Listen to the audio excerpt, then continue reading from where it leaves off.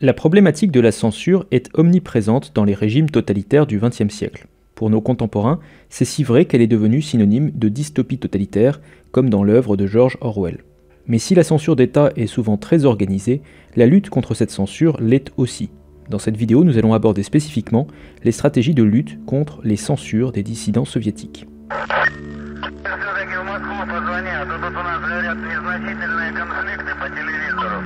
Pour donner un bref aperçu historique, la censure en URSS a varié considérablement d'une époque à une autre. La première censure se manifeste dès 1917, au lendemain de la Révolution d'octobre, par le biais de décrets sur la presse qui interdisent les articles qualifiés de bourgeois et les critiques de l'autorité bolchevique. La censure se renforce ensuite progressivement pour atteindre son apogée sous Staline, puis se relâche brièvement sous la présidence de Khrouchtchev, qui, dans un discours de 1956 secret, se permet même de critiquer le culte de la personnalité de son prédécesseur. Ensuite, 2 longues décennies s'écoulent avec une censure active. On pourra citer en guise d'exemple la destruction d'une exposition d'art contemporain moscovite sous Brejnev en 1974 à coups de bulldozer. Enfin, dans les dernières années de l'URSS, la politique de glasnost permet un nouvel assouplissement de la censure. La censure sous l'URSS s'applique sur tous les supports, notamment via un contrôle de l'accès à certains composants. La censure qui s'exerce est alors préventive. Ainsi, les composants électroniques permettant de créer des radios grandes ondes sont inaccessibles au grand public ou demandent des autorisations spécifiques avec contrôle de l'État. Il est dès lors très difficile pour les habitants de l'URSS d'écouter des émissions de radio de l'étranger, quand bien même ils pourraient les capter. De la même manière, l'accès à des photocopieurs ou à des imprimantes était étroitement surveillé car permettant de dupliquer des livres. Un grand nombre d'organismes sont en charge de la censure, souvent regroupés par type de support.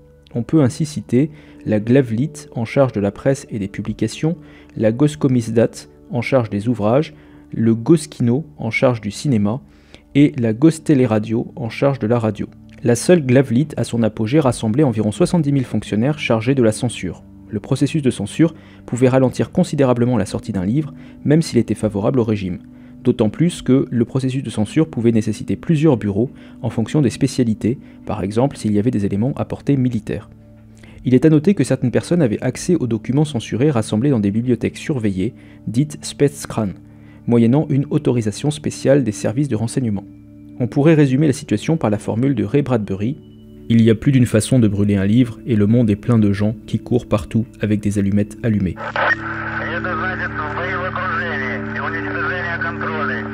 Face à la difficulté de diffuser de l'information dans un régime de censure, de nombreux auteurs cachent dans un premier temps leurs manuscrits dans l'attente d'un jour meilleur. C'est le cas de l'écrivain Bulgakov qui cachera ses textes pendant plusieurs décennies. Lutter contre la censure, quelle que soit sa nature et quel que soit le régime sous lequel elle existe, est mon devoir d'écrivain, tout comme les appels à la liberté de la presse. Je suis un défenseur passionné de cette liberté, et je considère que si un écrivain devait s'imaginer qu'il peut prouver qu'il n'a pas besoin de cette liberté, il serait semblable à un poisson affirmant en public qu'il n'a pas besoin d'eau. Mais malgré la censure, certains manuscrits se sont diffusés de manière clandestine. Parmi les noms les plus célèbres, on peut citer Dr Jivago ou L'archipel du Goulag, mais aussi le travail de l'auteur émigré Nabokov. Les textes passés sous le manteau prenaient souvent la forme de la samizdat, qui signifie littéralement autopublication en russe, et qui décrivait des ouvrages imprimés sans demande d'autorisation.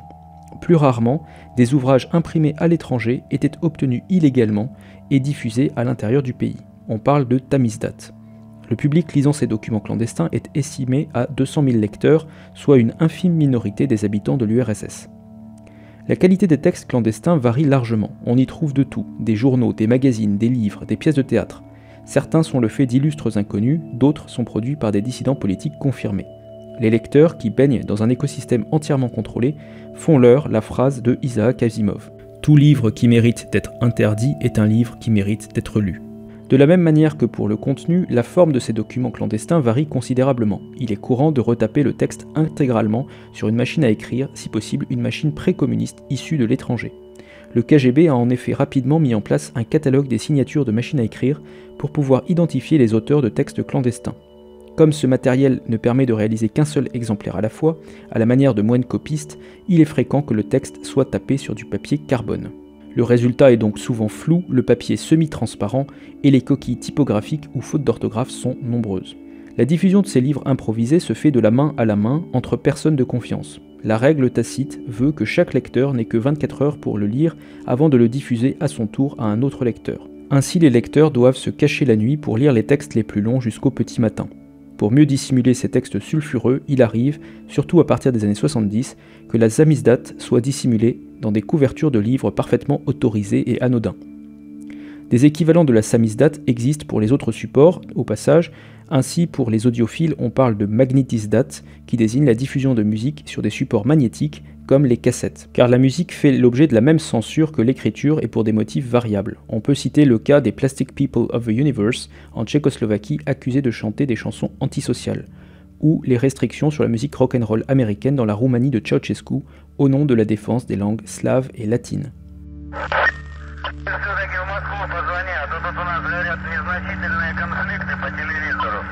Le dissident tchèque Václav Havel explique que la majorité des dissidents n'avaient pas forcément conscientisé son choix de devenir un modèle de résistance contre le communisme. Nous sommes devenus des dissidents sans vraiment savoir comment, et nous nous sommes retrouvés derrière les barreaux sans vraiment savoir comment.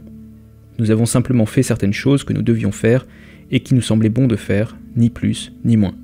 Le groupe de musique des Plastic People of the Universe a suivi exactement le chemin décrit par Václav Havel. D'abord relativement méconnu des Tchèques pour ses chansons psychédéliques, le groupe se met à chanter en tchèque et attire l'attention des services de sécurité intérieure. Le leader du groupe fut incarcéré à de nombreuses reprises et passa un total de 9 ans et demi en prison avant la chute du communisme. Mais précisément, ces nombreuses arrestations perçues comme illégitimes donnèrent au groupe une visibilité sans précédent et une certaine notoriété. Ainsi, le groupe contribua à propager le concept de société parallèle et à former une scène culturelle alternative en Tchécoslovaquie. Comme de nombreux artistes de leur époque, ils étaient convaincus qu'en définitive, la liberté de ton des sociétés parallèles finirait par saper la toute-puissance du totalitarisme soviétique. Car, de fait, la censure ne fonctionne qu'à court terme. Elle n'apporte aucune réponse aux interrogations parfois légitimes d'une époque. Elle ne fait que cacher les doutes par du silence. Et comme le dit Yevtushenko, ce silence lui-même finit par être suspect. Quand la vérité est remplacée par le silence, alors le silence est un mensonge.